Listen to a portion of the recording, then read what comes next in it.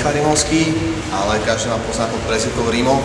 Tak mi teda hovoria všetci moji kamaráti, všetci známi, ľudí, s ktorými sa často stretávam.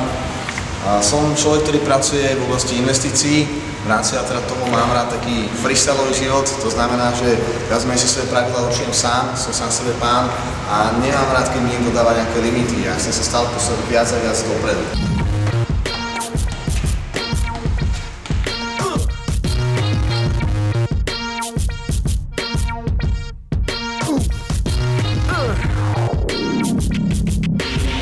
Je to šport, ktorom, dá sa povedať, som priekopník na Slovensku.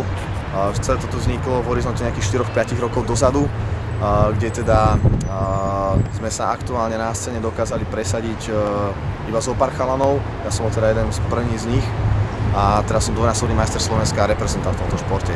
Kde som teda mal možnosť precestovať si kúsok sveta, spoznať napríklad São Paulo, Kapské mesto alebo Libanon.